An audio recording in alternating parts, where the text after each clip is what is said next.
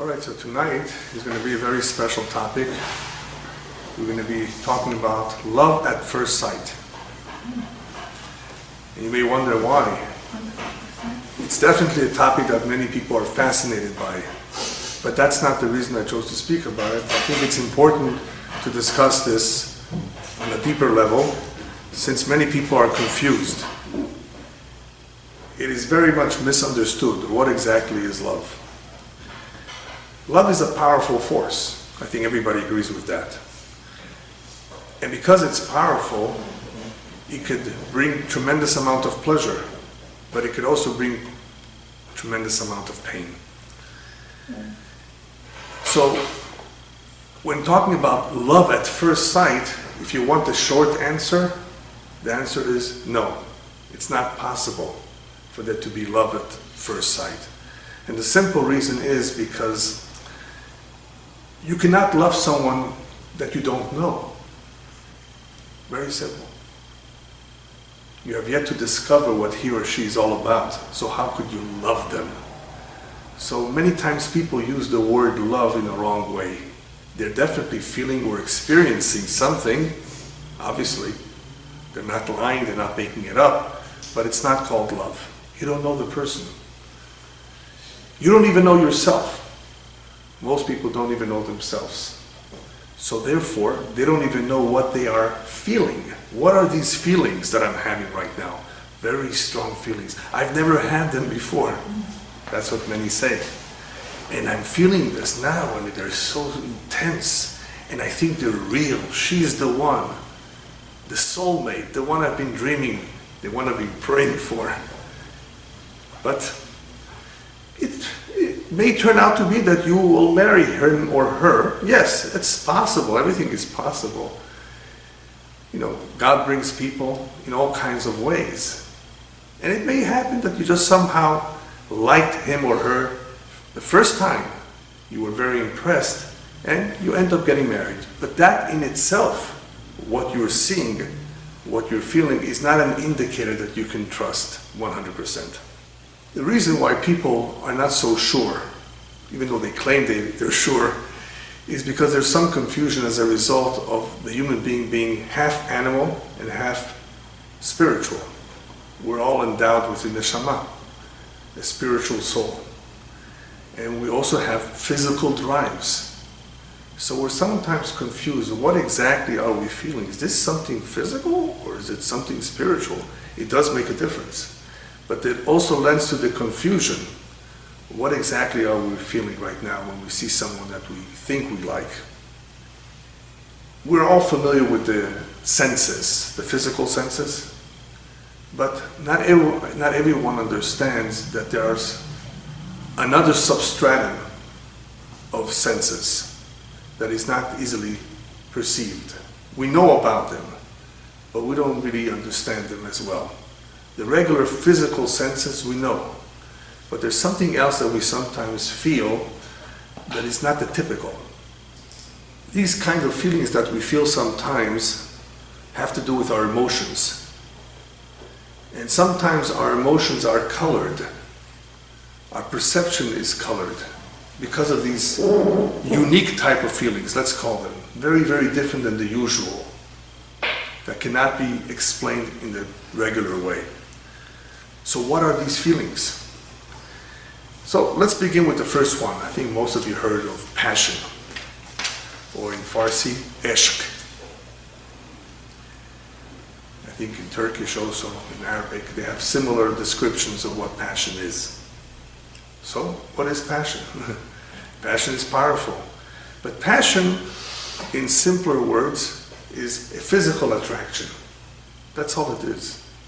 You are physically attracted to someone. And yes, that's just a fact that some people are physically attracted to others. Men are physically attracted to women. Yes, this exists. It always has been. But is this love? No. It's a type of strong feeling that we call passion. And it's completely physical. Is it good to have it? Yes. But this is not enduring love. It's good to have, but this is not enduring love. This is not something that will necessarily last forever. Then what is it? It's a partial connection. It definitely is. It's good if it's there. What's wrong with passion is that it disguises. It's a disguise. You can easily disguise our true feelings. What are we really feeling for that person? If you have passion for someone, maybe you're not feeling what you're supposed to be feeling. In other words, you want to make a decision. You want to judge if this is something right for you or not. But the passion sometimes gets in the way. So passion is good, it's healthy, but it can disguise the true feelings that you're supposed to have. Why do people like it? It's very simple. It brings pleasure. Again, it's physical, and it does contribute towards the feeling of pleasure. It feels good. Then we have compassion. I think that's also something that we're all familiar with. Hopefully we all have a little bit of it. Compassion for others who are in need, the poor. But you have to be careful. Even though compassion is something very special, to be compassionate, this is not love. Be careful with it. You're not necessarily going to marry someone just because you feel for them. They may not be right for you. So it's definitely something good. It's real. It's strong. It's admirable. And it's definitely something that we need to develop. It is definitely a virtue. But this in itself is still not love. Then we have one of the favorite that people like to talk about even though they totally misunderstand it, and that's called chemistry. We just have chemistry. What's chemistry? Chemistry is chemicals. You definitely are sensing some chemicals in your body. There's something working in the brains, in the heart, that is called by some chemicals. But what chemistry really is that you somehow get along with someone. You feel that you can get along with them. You feel good with them. You feel comfortable with them. It's just a fact. It's a real fact. And I talk a lot about this in the topic of astrology, that some people have more chemistry than others. Very, very simple. You will notice that in life. You may not necessarily have too much to do with him or her, but you somehow feel that there is good or bad chemistry for some reason, and you don't even know why. So where does the chemistry come from? There's various sources of why we feel a certain type of chemistry. One is spiritual. The Kabbalah teaches how certain individuals belong to the same root of the soul, the same shoresh and neshama, soulmates, real soulmates. And therefore, they somehow sense it. They don't even know what they're feeling, but it is spiritual. It is pure. They don't know, but that's what they're feeling. It could also be on a lower level, spiritual connection, because their names are the same. The Kabbalah even teaches this. If two people have the exact same Hebrew name, I don't know about the English names, somehow they will feel a certain affinity for each other. Affinity. There was some connection. I'm not talking yet about love, but they will sense a certain closeness because their names are the same. It's interesting. However, one of the most powerful chemistries, besides the one from the soul, is astrology. And this is also a very big topic. I have lectures about every single sign. If you want a little bit of a better understanding of what astrology is. We're not talking about predicting the future. We're talking about Jewish astrology that puts an emphasis on human nature. Why is it that certain people behave in different ways? People behave differently. They have different characteristics, different personalities. It has to do with one's mazal, one's astrology. And the affinity that these signs create, or the lack of affinity that exists between the signs, is what produces compatibility or a lack of compatibility. Are two individuals compatible or not will depend on their nature. Of course it depends on their values as well, on their background. There's a lot of things that contribute towards whether people will get along or not. I'm pointing out this because I've noticed it a lot. I've spoken a lot about it. And this is something that not everyone speaks about. You have to understand the astrology behind chemistry. It is real. It's a fact. It can be proven that you will get along with certain people more than with others. And with some, you will not enjoy being around. Then, there's also chemicals that are triggered by what you see. You see something. It appears beautiful. Usually, it is beautiful. And it triggers that beauty, what you see, triggers some other kinds of chemicals in the body. There's definitely something going on in the body that triggers these chemicals that makes you all of a sudden be fascinated or even obsessed with the individual. Now, this is a danger zone. On this, Solomon says in Mishlei, in Proverbs, be careful. Sheker achen vehevel hayofi isha yirat Hashem hi tithalan. If you're going to be judging by outside appearances, be very careful. It's deceiving. Because sheker achen, grace or charm, is false. Don't go by it. And beauty is hevel, is futile. Or as they say in English, I think, skin dip. You know, it's only beauty. There is even a more powerful mashal that the rabbis gave, a more powerful example or saying. Al tistakel bakankan ela b'mashet yesh bo. Be careful never to judge a person by his outer appearance. Don't judge the jug by the way it appears. Oh, it's so beautiful. It's gold, isn't it? No, no, sir. It's just painted gold. It's not real gold. It's fake. Look at the inside. Look at the content. That's more important than outside appearance, because people will sell you, or people will convince you to buy something because of its outside appearance. Her father has a lot of money. That's not beauty, but it's also something external. Are you going to share the life with someone just because of their money? You know, money comes and goes.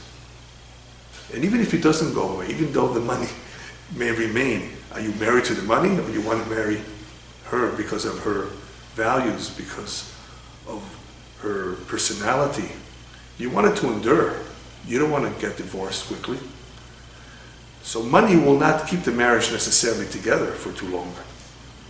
So that is what the rabbis told us. Be careful when you judge people. Don't be misled. Don't be carried away by that which is external, that which is physical.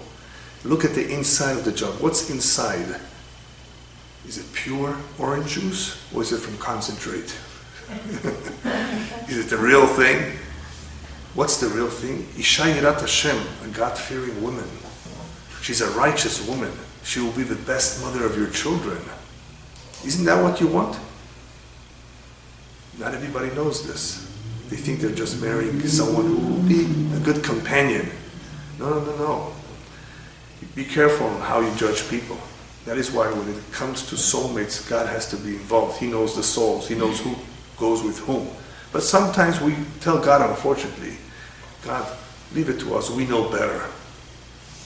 There's money, there's beauty. But these are external things, and these are not what you want to judge as potential for marriage. It's good if there's beauty. It's definitely nice if there's grace, but don't just base your decision on that. Then we have something called nostalgia. When people long for the good old days or for familiar surroundings, in Portuguese there's a special word for this called saudades. I don't know it in any other language. It's when you have a longing for something that you feel very attached to, that you miss it so much.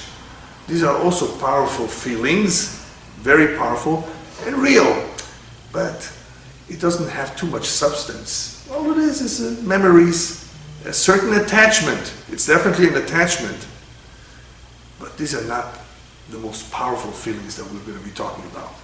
Real love. But it's something. All of this that I just mentioned, by the way, it will feel good it will feel comfortable, and it will give you perhaps a certain secure feeling. And that is why people sometimes are satisfied with this. It gives them a sense of security, but it's not. It's definitely not secure. What is something that we can all agree on that is a secure feeling? Something that really, really will give you that secure feeling. Trust. Can you trust them? This is a truly secure feeling. If you can trust them. And why do you think Shlomo Melech in the very beginning of chapter 31 says, you know who is a woman of valor? In other words, the ideal wife? Batah ba lev ba'ala. He goes on to list all the good qualities, but one of the first ones in the very beginning that he mentions, the husband can trust her with his eyes closed.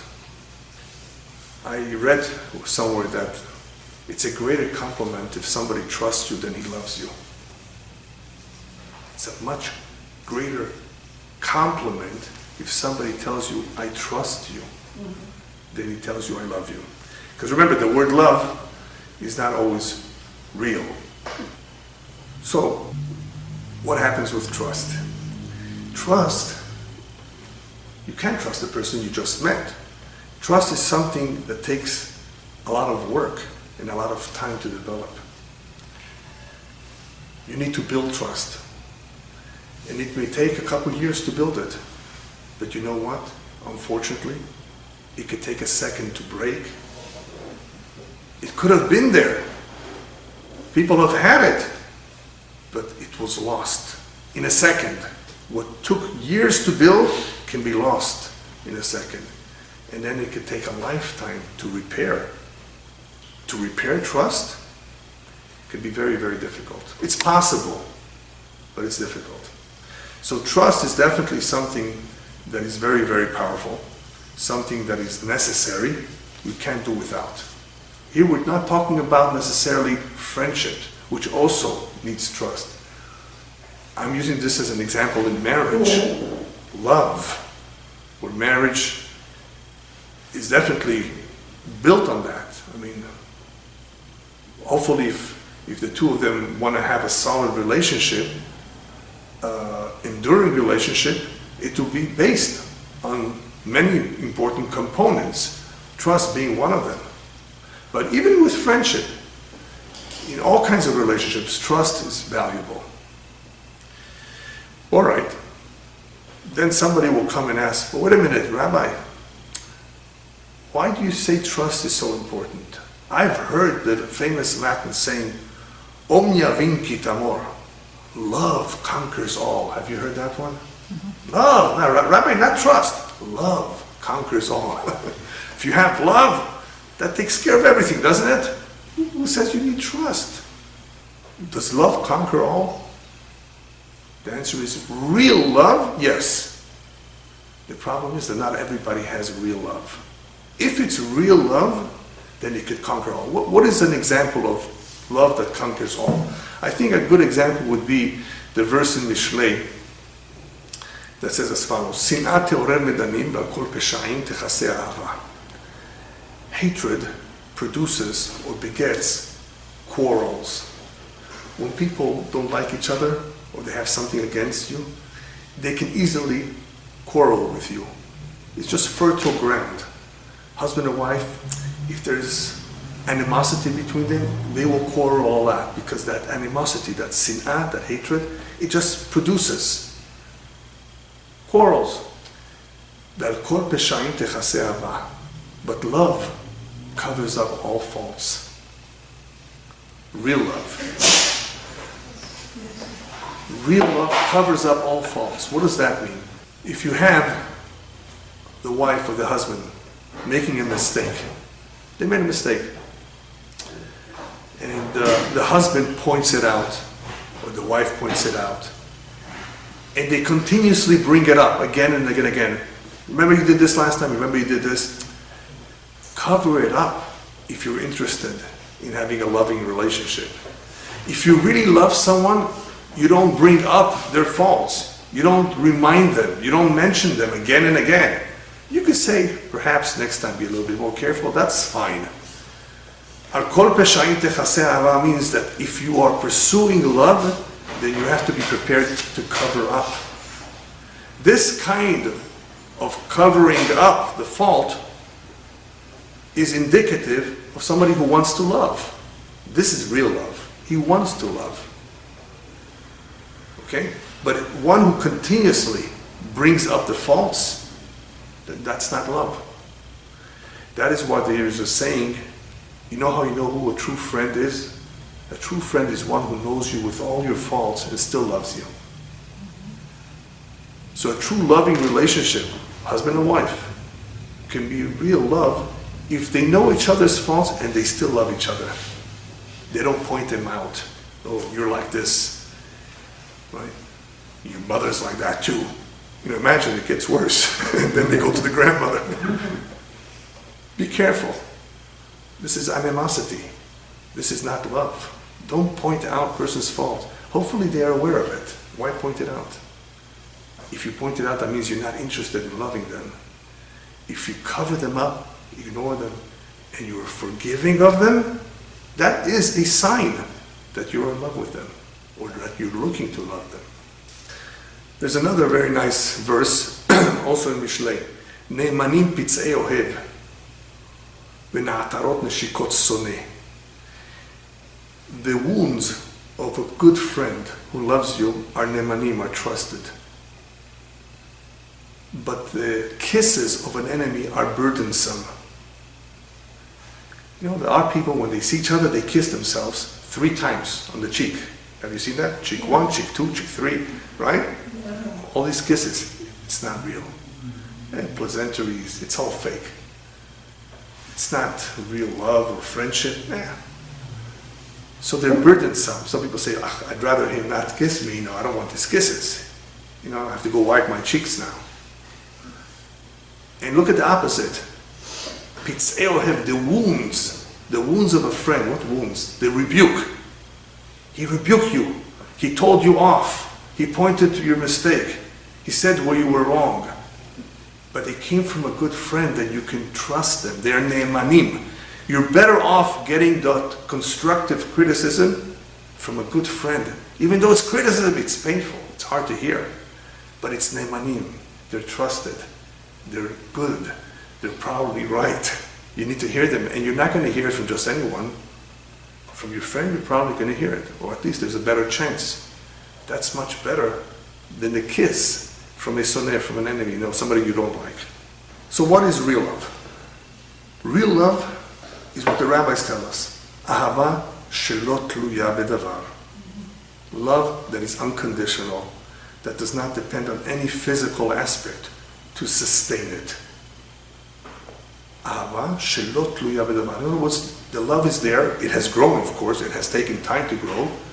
But it's not dependent on money, beauty, intelligence, nothing physical. It has developed somehow because the two of them, of course, worked on developing it. They both wanted it. So what's fake love? Ahava shelo bedavar. Instead of calling it fake, I like to call it make-believe. It's a make-believe love. They think they're in love. It's make-believe love. Ahava shekluya bedavar. It depends on something. It depends on the passion. It depends on the looks.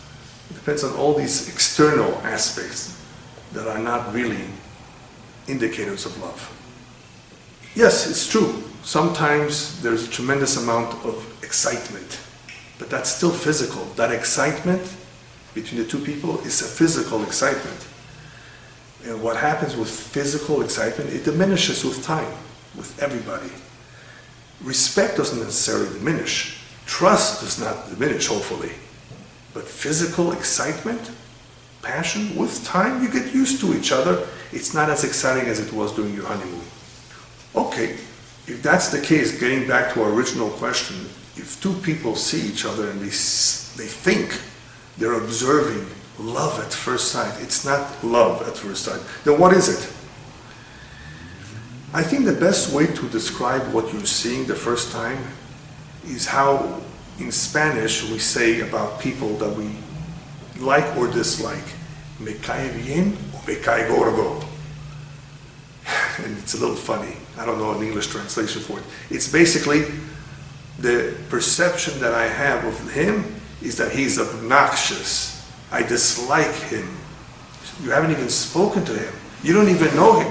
Why are you saying he's obnoxious? Why are you saying you dislike him? Because that's the feeling you get with some people that in Spanish we say, me cae gordo.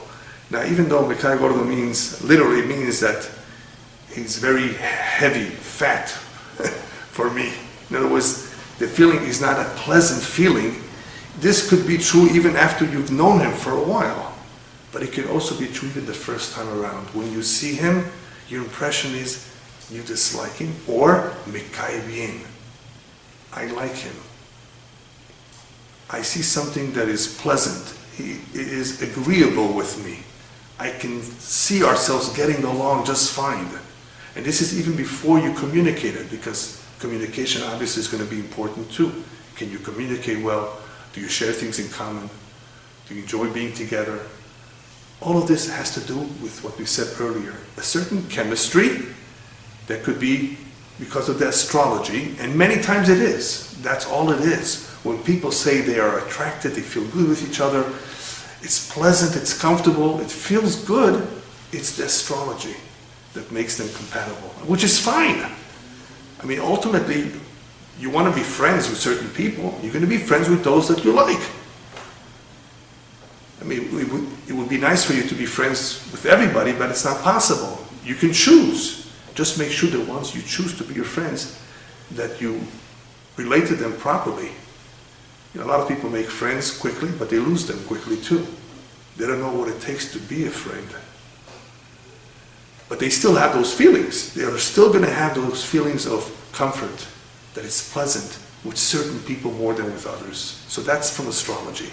So yes, you will notice certain things, and they are real, but it's not love. It's compatibility. It feels good. So what exactly is love then? That is unconditional, that we said before is real love. What's involved in that kind of a love? The Kabbalah teaches that in the Hebrew language, we get a feeling for what real love involves. Ahava, as it is called in Hebrew, is from the root hav, to give. So the root of real love involves the act of giving, whereas passion is the act of receiving. This is for me. This is something that I'm going to enjoy. I'm attracted to this. You see the difference? Whereas the act of love is the act of giving to someone else, to care for them. A very different kind of idea than most people may have perhaps been familiar with. Be careful that it's not about yourself. If you really want to love someone, then you want to give to them. Why? Because giving, Judaism teaches, creates a bond, a kesher, a connection, a strong one. So much so that if people received something, normal people, they feel grateful. They want to thank you for it. They feel a certain connection. I said normal people. A lot of people, unfortunately, are ungrateful. They don't recognize it. They ignore it. I'm not talking about that. It is only normal for a person to feel grateful, happy. You've connected with him, not just with a handshake, which is also a connection. Not just with a phone call, which is also a connection. You've given him something. You could have given him money, help. You could have given him encouragement. That's also an act of giving. Sometimes words of encouragement do a lot more to people than the money that you give them. They needed that even more than the money. Regardless, the act of giving is powerful. That is why real love involves giving. How do we know this? Where can we see this? That it involves the act of giving. Where do we see this? When you have children. You will only see real love the moment you have a child. Because you will give to your children. And you will love your children more than your children will love you. Why? Because you give to them. They don't give to you. You see what I mean? That is where you see a good example of love that involves giving. The love for a child. Because of that, because there's a certain love and concern for one's children, the rabbis tell us when you're choosing a chazan, a cantor for the days of awe, Yamim Noraim, Rosh Hashanah, Yom Kippur, ideally choose one who has children. Why? Because he will think about them too. He will think about his kids, that they should have a good year. He will hopefully think about the entire congregation. His prayer will be more sincere. He'll have compassion. If he does not have children yet, he might be a nice person, but he has not yet developed that feeling that he would have only if he would have his own children. You see the logic here? Yeah. Okay, then we're talking about a very, very pure love indeed. The love for children, the desire to give. Where does this come from? Are we born with it? Do we develop it? Do we learn it? Part of it is in us, in our neshama, in our soul. Hashem is like that. God loves us. God loves us so much, He gave us life. That's what the Kabbalah teaches. He created the world as an act of love. Pure love. God has no interest, no need for this world. Why create a world? Who needs this world? Everybody's always fighting. Wars. It's an act of love. God is the source of all goodness, of all love. So therefore, it is the nature of goodness to do good, to want to help, to want to give. That quality that we call love comes from Hashem, the one that's pure love, real love. It comes from Him, and He gives it to us. It's embedded in our neshama. It's not developed, it's not mature, but it's there in potential. Therefore, since it's there in potential, everyone is capable of it. No one should say, I cannot love. That's not true. You can love. You have a soul. You have a divine spark in you. And that is why Seneca, if you ever heard of him, Seneca, famous Roman philosopher, he said that love in its essence is a spiritual fire. It's a spiritual fire. It's a fire, but it's spiritual, not physical, real love. But even though it's there, it will take time to develop. One needs to work on developing this love. It will not happen by itself. Why won't it happen by itself? Because this love, even though we understand it, realize its importance, it is flawed. You know what flawed means? It's never perfect 100%. Usually not. And the reason why it's not perfect, why it's flawed, is because human beings are flawed. Human beings are imperfect. So if the human being is imperfect, if he has imperfections, then he's going to have a hard time. He's going to struggle developing that pure love that he has in potential because of his flaws. So therefore, because people have flaws, the only way to overcome these flaws is to work on one's midot, to refine one's character. That is the place to begin. If people have certain issues, whether it's stinginess, anger management, laziness, these are all flaws, weaknesses. It's going to be harder for them to love someone selflessly, completely. They might like someone, perhaps even respect them a little bit, but to really love, as you're going to see soon, it takes a lot. To demonstrate real love, it requires a lot of ourselves. It's there in potential, but not everyone develops it to its full potential. And therefore, it's imperfect. A lot of relationships suffer because of the imperfections in their love. Yes, they say, oh, we love each other, but it's not 100%. It's flawed. It's not perfect. For love to be strong, to be constant, it requires certain components. One of the most important components is commitment. Without commitment, it just won't last. You need to commit. It may involve sacrifice. Are you willing to sacrifice? Sometimes you have to give up your job. Sometimes you may have to give up an hour of your time. Sometimes you may have to give up a lot of money. But for this person that you love, hopefully you will do it. Sacrifice. The Jewish people were prepared to sacrifice their lives for Hashem because they knew this is real. Their emunah, their faith or love for Hashem was pure. It involved sacrifice sometimes. And number 3, devotion. You need to be devoted, dedicated. Do for the other person. Even though you say to yourself, well, they're not doing so much for me, so what? Don't start counting what she did for you, what he did for you.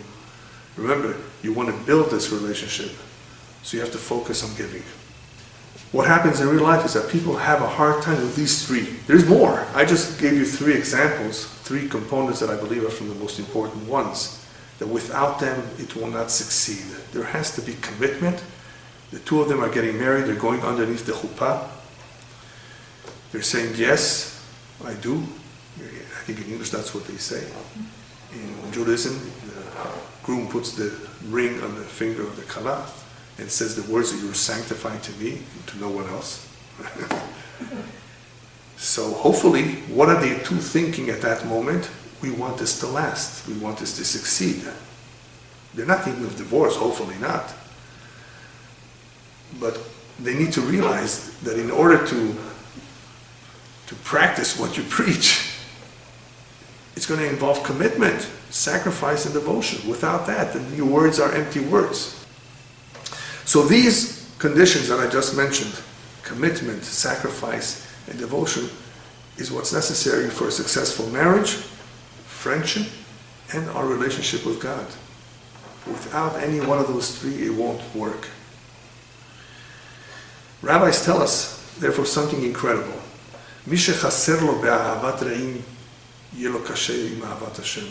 More or less. Whoever has a hard time forming friendships, he's going to have a hard time forming a relationship with God. With human beings, you cannot get along. You're having a hard time forming a friendship. Even with one friend, you can't give to even one individual, to one human being. Then how do you expect to love God who you don't even see?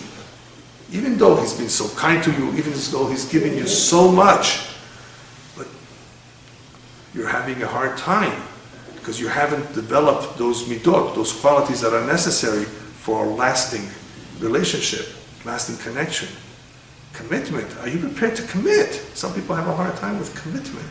They just don't want to commit. Look at all the people that don't want to get married today. I'm not talking about the ones who are still single. God willing, they'll get married too. Because they want to. You have to want to. But some people don't want it. They don't want the responsibility. They'd rather have a dog. And then I wonder why people have 2 and 3 dogs. Wow. You must be a great parent in potential. You can handle 3 dogs, then you can handle children too. Why not? But anyway, this is a whole different topic, and I've spoken in other lectures about marriage. And so we're not going to get too much into the details of why some people want to get married, some people do not want to get married, but part of it has to do with a lack of wanting to make a commitment. Sacrifice, devotion also doesn't come easy to everyone. But when it comes to marriage, marriage is unique. It's very different than friendship for a very important reason. The Torah tells us that part of getting married is not just about reproducing. That too. But it's an ezer kenegdo. When God created the man and the woman, the intent there was that each one should complement each other, should help each other. The 2 of them will grow together. The man and the woman alone are half. They cannot accomplish everything in this world. They need each other. These are key words. You need each other, not that you want each other. A lot of times people go on a date and they like what they see because this is what they were dreaming of, that this is what they wanted. No, sir. If this is marriage, it should be this is what I need. Now, we don't always know what we need. As I said earlier, we don't know ourselves. But that should be the focus, at least partially. Can she be that mother of my children? Can she help me in my areas that I'm weak in? Can I help her? We don't know the answer to that question, but at least we can ask it, and we can investigate a little bit. We can ask other people. It's not what we want. God will give us, hopefully, what we need. He will designate the right person, whether it's the real soulmate or someone else. Makes no difference. But it will be someone that will hopefully complement us. It will be an ezek nigdo. This does not mean in any way that the right soulmates will for sure succeed, and I'm going to talk about that soon. Even though they're soulmates, they were designated for each other, unfortunately there are divorces even with the best of couples. So don't misunderstand me. It helps a lot when people are really for each other. It's so nice and beautiful, the potential is there. But human beings are human beings. And even though you give them everything in the world, they can ruin it. So when it comes to marriage, yes, it's very unique. It's a special kind of relationship. But in order to make it work, you need the right ingredients. Well, if they're soulmates, don't they have the right ingredients? Yes, but they may not know how to cook. You can have all the right ingredients, yes, but you have to know how to cook. The reason I use this example is because the right ingredients is the requirements that we mentioned before, whether it's commitment, whether it's being respectful. These are all good ingredients, but you have to know how to cook. You have to know how to deal with problems. You have to know that sometimes you need to consult with someone if a problem arises. You can't handle everything yourself. You need to therefore ask, seek advice. You need to get direction. So not everybody just knows how to cook by themselves. Some people do. I have seen that people who did not have too much direction, somehow they got along just fine. They're so nice. They're nice to each other, they're respectful. They're lucky. But some people are so different. Men and women are so different to begin with. Now you expect them to live under the same roof and do for each other? It's not so easy. So don't assume just because you're so excited about him or her that this is for sure going to work. There may be some baggage there. So you need to have the right ingredients, plus you have to know how to cook. So part of having the right ingredients is refining one's character. Because if you still have those characteristics that are difficult, and you're going to bring them along to the marriage, it's not going to work so easily. One who does develop his character, one who works on his midot, refines his character, he will be capable of something called altruism. Most people don't know what altruism is. Altruism is selfless love, caring for another individual, only because you want to do for them, without any other ulterior motives. That's called altruistic love, pure as can be. It can only be if somebody is really of a noble character. Really, he doesn't care as much about himself. He's definitely not selfish. He's selfless. It can only be that someone who works on his character, controls his appetites, does not think of himself, that is capable of altruism. All right, so let's assume people love each other. They care for each other, they respect each other. How about expressing love? People have different ways of expressing that love. Some people are very talkative, some people buy gifts. That's fine, people are different. That also has to do a little bit with their astrological sign, how they express their love. But how do you know, or how can you be convinced that he really loves you? He's expressing his love in his way to you. I don't care for the balloons. He bought you balloons for your birthday. That's his way of expressing it. He wrote you a card, but he didn't buy you a gift. But he really means it. That was his way of expressing. But how do you know? How can you be convinced? A lot of people are very unhappy because they have certain expectations. Okay? Supposedly, they love each other, but they're disappointed. And these disappointments sometimes creep up in life because of expectations. Why are you having these expectations? Maybe he has a different way of expressing his love for you. He doesn't talk to me. Well, maybe he's the quiet type. You know? He may love you dearly. And by the way, this happens a lot with fathers and sons. A father loves his son usually, very, very much, even though he doesn't show it. Men are not as expressive as women are. Women have that compassion too, remember. So what you see is not necessarily the reality. That father may really, really love you very much, but he didn't say it. So people are different in how they express their love. So how do you know? Is there any indicator that you can trust that he really loves you?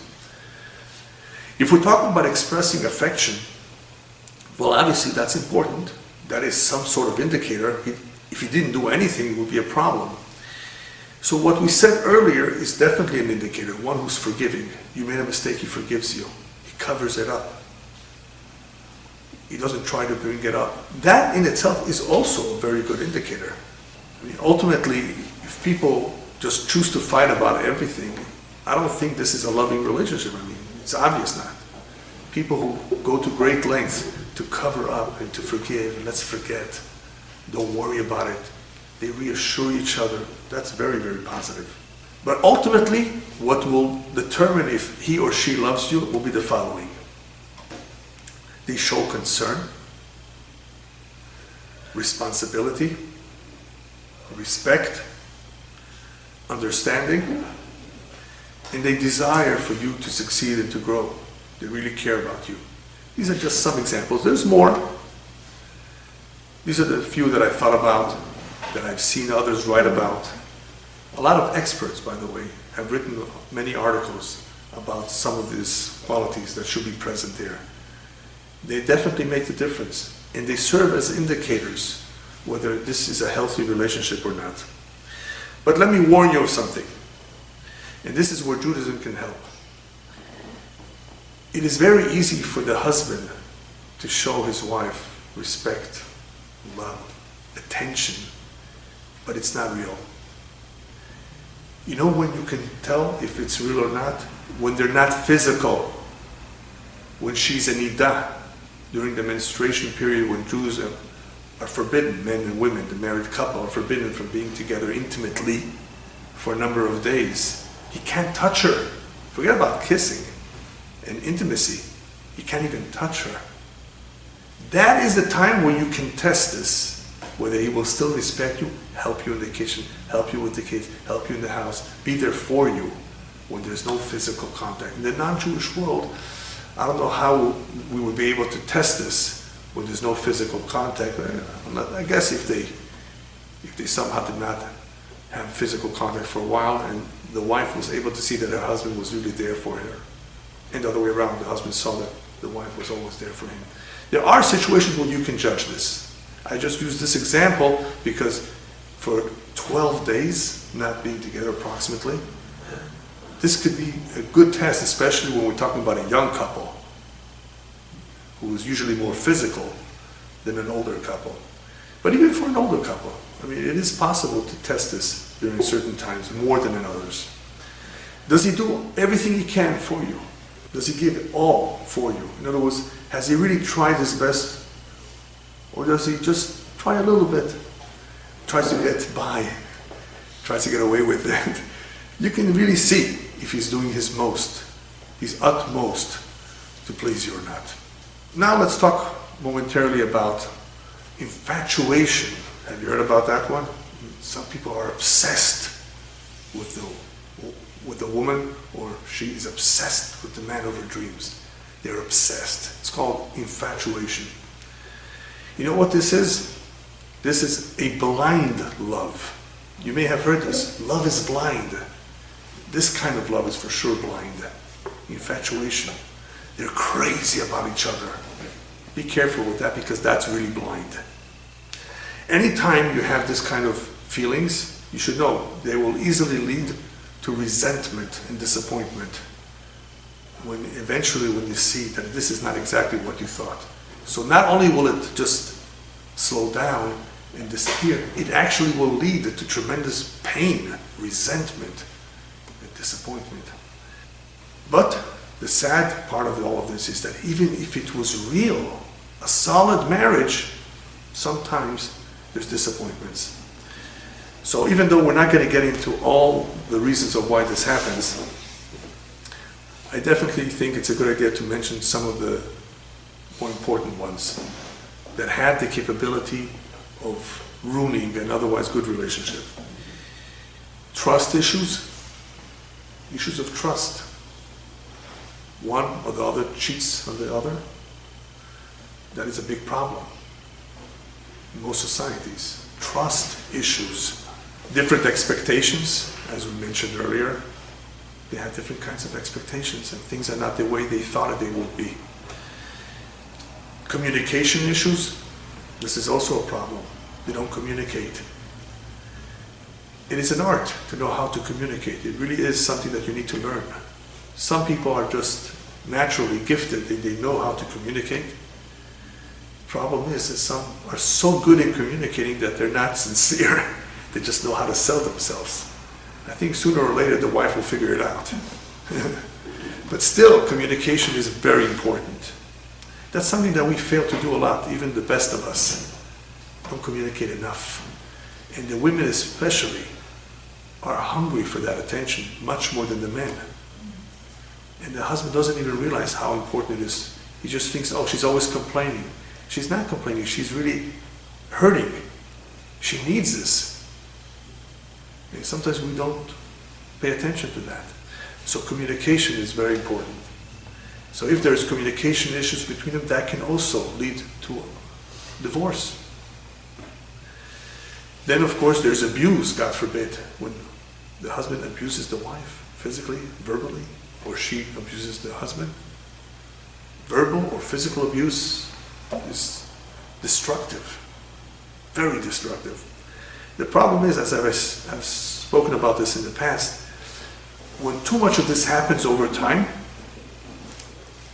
then the scars that it leaves are never healed. If you ever did get into a disagreement, just make up before you go to sleep that night. Don't let it sit. It happens that we sometimes argue. It happens that we disagree. That's okay. Just make sure you make up. Don't let it sit, because if they never heal those scars, when you go to a marriage counselor 10 years down the road, your feelings for them have been lost, for her or for him. They can't restore those good feelings. The scars are still there. Even though they forgive each other, okay, let's start from scratch. No, how could you start from scratch? You've lost the feelings. It's still possible, but it takes too much work. As I said before, if the trust was lost, to repair it will take a lifetime. So be careful with abuse, very careful. Then there's addiction. Sometimes a man, a woman has a certain addiction, whether it's drugs, alcohol, that could also ruin a very good relationship. They had all the ingredients there, but he became an addict. Selfishness could be definitely a problem. And one of the sad ones is money issues. Some people just don't know how to handle problems with money. They're having a problem, they're struggling, making ends meet. The husband's out of a job and the wife cannot handle it properly. She doesn't have the right outlook. What does this mean? Why are we going through this hardship? She may come to the point of looking down on her husband. You're good for nothing. You don't know how to find yourself a job. Look, you're always fired. She doesn't understand perhaps that it's not his fault. There's something called mazal too. So people have to be very careful. If you have any doubts, ask a very informed rabbi who knows about these things. Why is he really struggling? Is it really that he's perhaps lazy or doesn't want to work? Maybe he's depressed and he's not telling you. So money issues could be a big problem. So you have to be careful that if the relationship is otherwise good, you have to be forgiving. You have to try your best. Perhaps you get yourself a job and help your husband. You're supposed to help each other. What happens when there's too many things going on that are negative is that the couple will grow apart. They will drift. It's very hard to later bring them back together. So you have to watch out for these things. So what can be done to preserve the relationship, to have a truly loving relationship? You have to nourish it. Get good advice in counseling early. Don't wait till it's late. You need to nourish it. You need to take walks together. Whatever it takes to nourish it. There's a lot of good advice out there on how to nourish a relationship. We all have to do it. Imagine a beautiful plant that you just bought for $150. You better water it. You better take care of it. It's going to dry up. It won't just live by itself. It needs to be nourished. In the relationship, love needs to be nourished. I just realized something very interesting today. I was preparing this topic, and all of you are familiar with the custom that underneath the chuppah, the groom and the wife are standing, right? Underneath the chuppah, they get ready to get married. And there's a custom, a Jewish custom, that the husband breaks a glass underneath the chuppah to remember Jerusalem. In other words, our happiness is not complete. Even though we're about to build our home, but God's home, the temple, is not built yet. That's the source of that custom. We tell God, thank you very much for this most happiest day in our life, but it's incomplete if your home is not built yet, so we should not forget. But I thought of another idea behind that breaking of the glass. Why does a husband give his wife a diamond ring? Why not topaz? I like emeralds, by the way. Why not those stones? Why a diamond? You know why? Because diamonds are forever. And perhaps what the husband is telling his wife, I want you forever. I want this relationship to be an enduring relationship. Diamonds are forever. Let this relationship therefore be forever. Oh, if that's the case, now perhaps we can say that the breaking of the glass also symbolizes, yes, even though it can be forever, but it's fragile like a glass. You see how I'm breaking the glass? This forever is fragile. It could easily break. Let's both be careful. But why a glass? Because a glass is a receptacle that will receive all those blessings from God. He will help us. You need a receptacle. You want to receive all the blessings, you want His help, you have to make a receptacle. That is why we have this glass. But this glass can break. So, the potential is there, but it could easily, God forbid, break.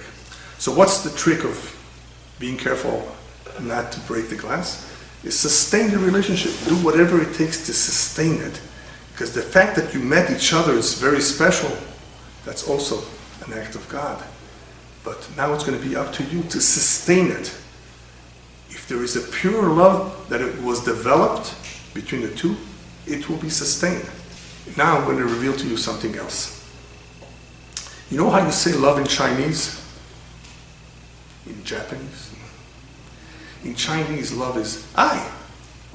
And in Japanese, it's ai. What does that tell you? What does it sound like? It sounds like either amazement, surprise, or ay, that it hurts. And in Yiddish, it's ay, ay, ay. In other words, this love that was once pure and strong, it could be ay, ay, ay. It could be very, very painful. Be careful. Be very careful with it. I'm just going to give you therefore one piece of advice. Even though, and there's other lectures that discuss this more at length, I'm going to give you just one advice. Misunderstandings take a toll. They do. Misunderstandings take a tremendous toll on any relationship. It would be a good idea for people from time to time to write letters to each other. Not just a birthday card. Writing expresses a deeper part of yourself. You can come across in a deeper way your sentiments, your feelings. A letter can be reread many, many times, again and again. Words are forgotten. If what you've said is so special, put it in writing. Let him or her have that letter. So here we're talking about communication being very important, but written communication can be very powerful. Write a letter occasionally and express sincerity. Hopefully that will bring out the deeper feelings that we have if we put into writing. Just to end, I want to remind everyone that life is a journey. And at the end of this journey, God willing, we will be awarded medals, depending how we did. The most important medal is if we did more for others than we did for ourselves. Let us hope that if we work hard enough in this area, we will win a gold medal.